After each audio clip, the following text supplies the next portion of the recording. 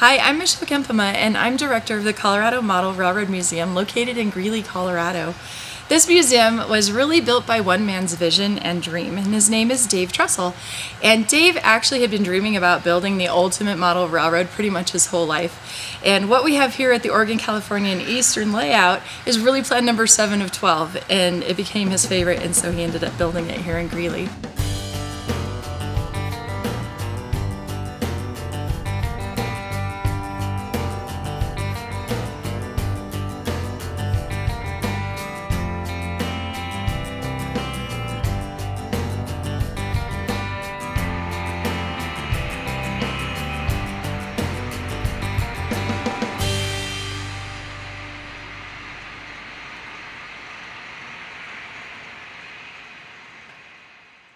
The museum's main attraction is the Oregon, California, and Eastern Railroad, which you can see behind me.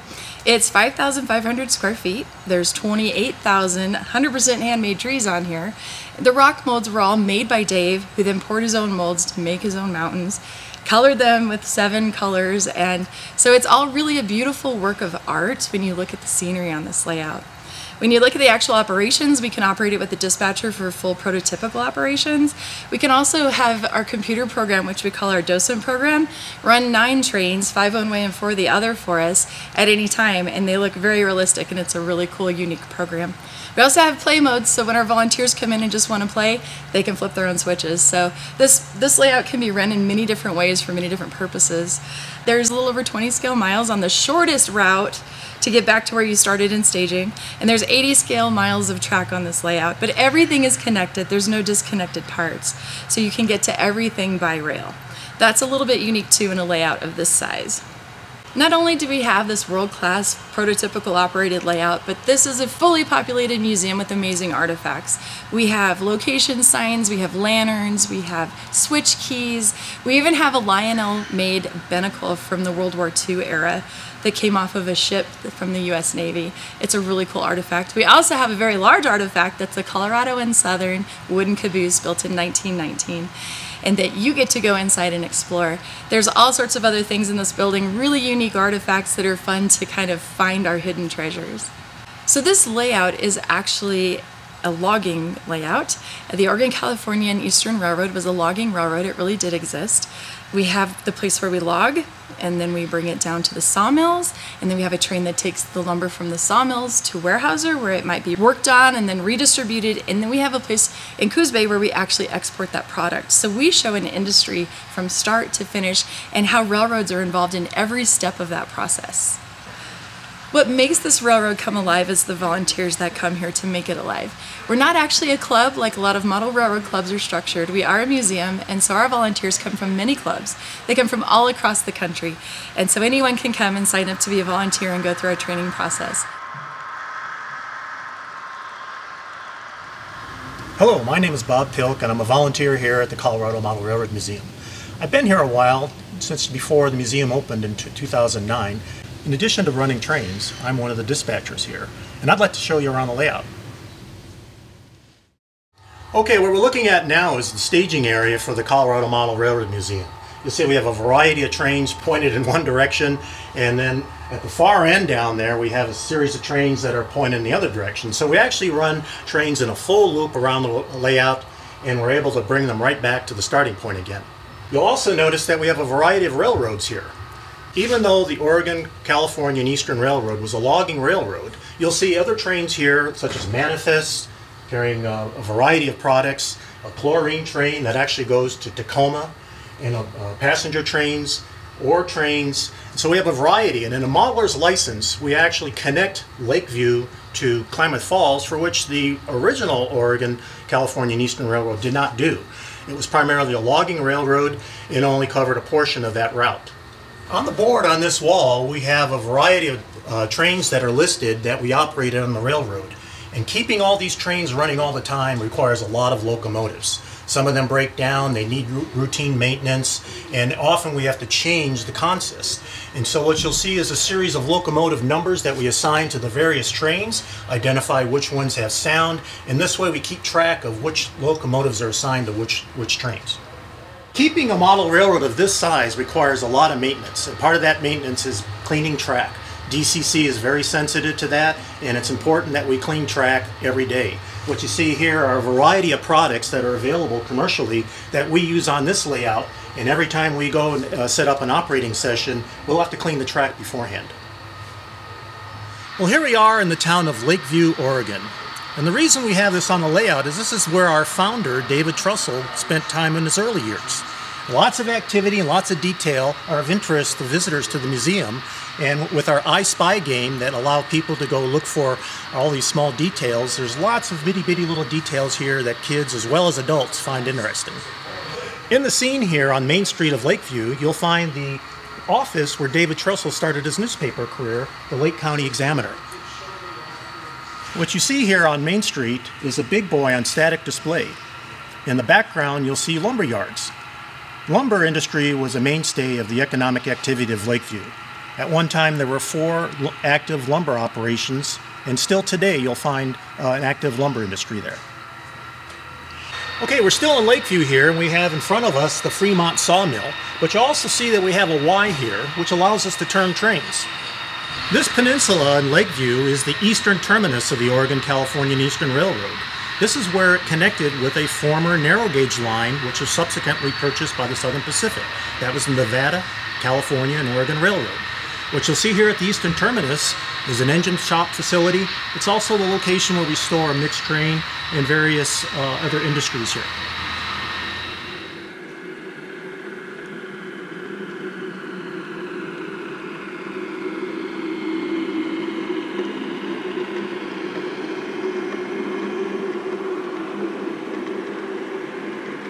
We're here now at the west end of Lakeview, which is opposite from the last scene you saw. You'll see the west ladder of the Lakeview Yard, as well as a series of industries that support the economic activity in the town of Lakeview. Another thing we've installed are these little buttons right here where people can engage different animations on the layout, and this one happens to be a group of chickens.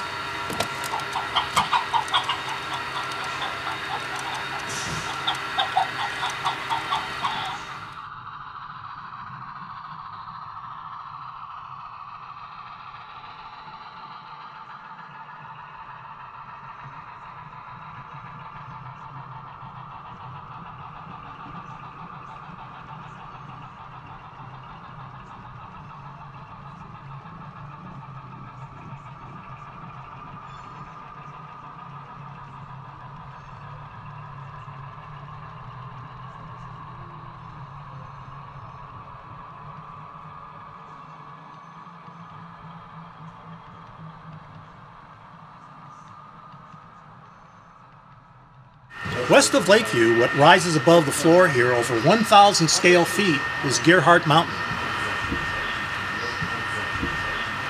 You'll notice an outhouse that offers a thrilling rest stop.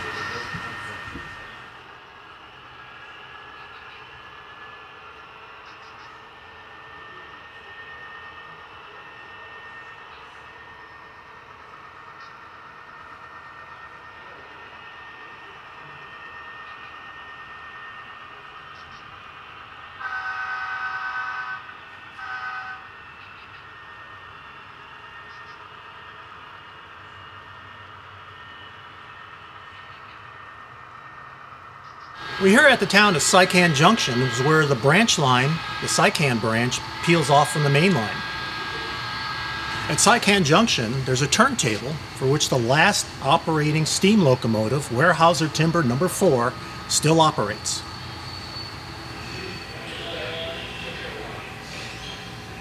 Here's another one of our interactive displays. The button operates both a lighting effect as well as a smoke effect of the forest fire scene. As you see the smoke slowly drifting up, we were challenged with how to get the smoke to come out because it's not really smoke. It's a chemical reaction to an electronic device. And in order to get the smoke, per se, to lift up, we actually used a little pump that you use in aquarium tanks. And that small pump actually pulls that smoke up through there and drives it out. If you use a fan, of course it wouldn't give that sort of effect. It would just kind of disperse and go all over. So we hope that it gives a more realistic effect with the smoke kind of hovering across the ground and falling down the hillside.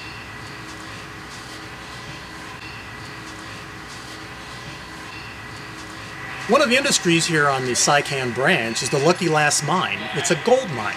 Actually, Oregon had a gold rush in the 1850s and the 1860s. This is one of the last operating mines of the Silver King Coalition mines.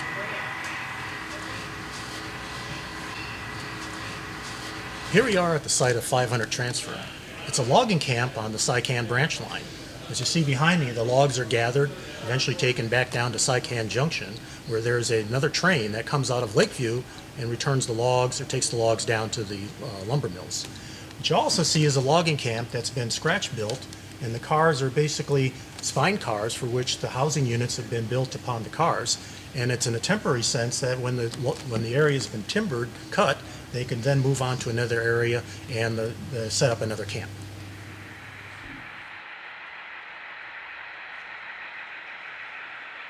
This is the location of our hot box detector. It'll give the train length and it'll advise the operator whether or not there's a hot box detected.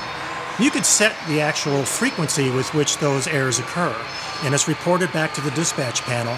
The operator will stop his train, check all the hot boxes, and report back to the dispatcher and continue on his way.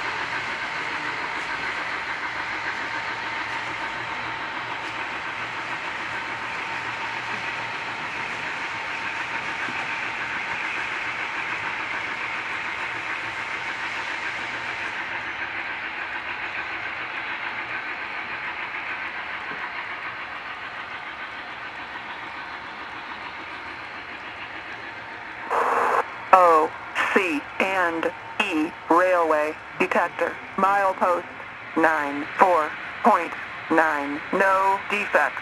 Total axle count 203. Train speed 25. Train length 2372.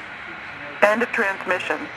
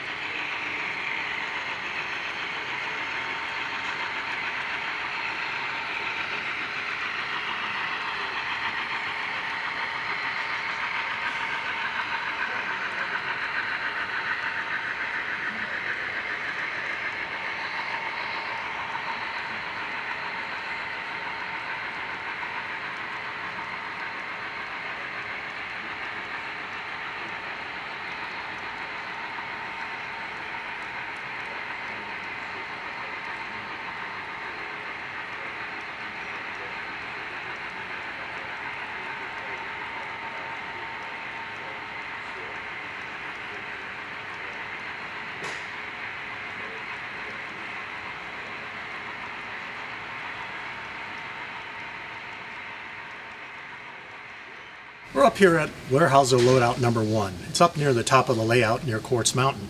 It's one of the most fun trains that operate on the layout.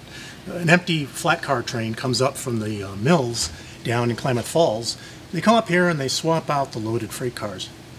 There's also a loadout number 2 down the stretch there, and they have to occupy the main line. What's a lot of fun is that the dispatcher occasionally has to stop and hold traffic while the local switch crew here occupies the main line and sorts out the cars. Behind the cameras is a 6-foot-long snow shed below Gearhart Mountain. We're in an area here that all the volunteers call the Loops. It's located between the town of Derry and up at Quartz Mountain.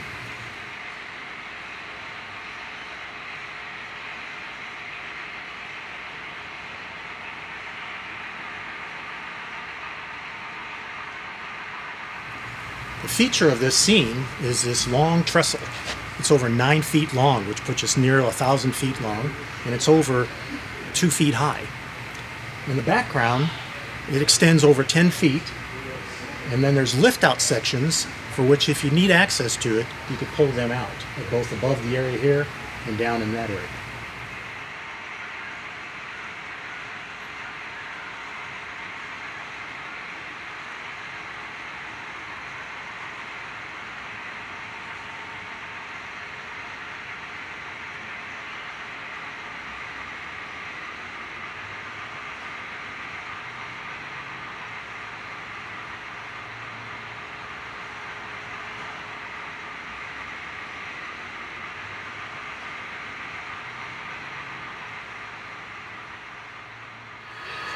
I just mentioned the log train up at the upper loadout, but this is where the train actually starts.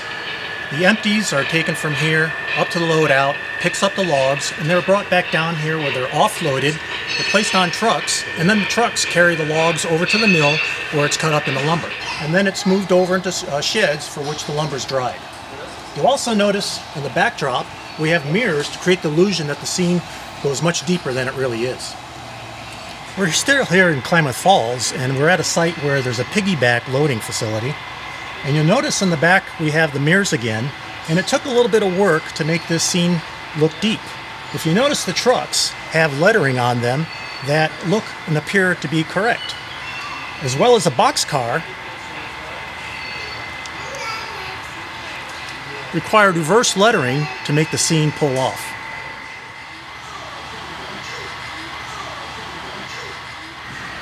At the west end of Klamath Falls, there's a lot of activity going on here. We have a locomotive facility, since we have trains that depart from here and go on to the branch line in Coos Bay. The depot at Klamath Falls is also the location where the branch line peels off the main line and goes down to Coos Bay. And just opposite of the Klamath Falls yard where we just were is the Thomas the Tank train layout. It involves kids who can reach down, press buttons, and activate various scenes on the railroad. We're at the busy downtown location of Klamath Falls. Again, here we have another opportunity for interaction. By pressing the button here, visitors can watch a fireworks factory catch fire and start to burn while the emergency equipment is attempting to put the fire out. Downtown Klamath Falls also employs the technique of the mirrors in the back to give the illusion that the streets continue on. The entire city block here, which you see in view, we can lift up so that we can service and gain access to some of the streets in the back. Whenever you have a multi-level layout, it's always a challenge to try to how you merge the lower level with the upper level. And in this case, where we have a second level above here, we employed an artist that actually worked to blend the colors from the scenery and the rocks below with the backdrop scene and ties it into the upper scene to create some continuity between the two. We're here in Coos Bay, and the reason that we model the era of November 1975 is because of this exhibit in front of you.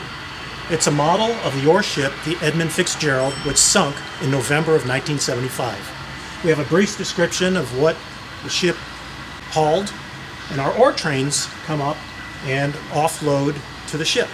It makes a fun operating session because we actually have to change power at Klamath Falls, and we go back and forth across the entire railroad. Dominating this scene in Coos Bay are 3 ships built by Dick Marshall. We have a tanker here, which is offloading to an oil facility, tank farm. We have a cargo ship where lumber that comes from the Weyerhaeuser complex is delivered to the ships for delivery across the world. We also have a warship that is out of the scene, which we can look at shortly. Here on top of the mezzanine, this affords a great overview of the entire layout.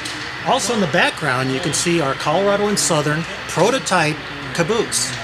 It dates back to 1915. It was found on a farm not too far from here in not so great condition, and we transported it across by truck. It was placed back on trucks outside on track and rolled into the building. Of course, we fixed it up a little bit, and it lost a lot more comfort now than it had before. Also on the mezzanine are a lot of exhibits that people can look at. We have both prototype exhibits as well as modeling exhibits. Here are some keys, switch stands, lanterns.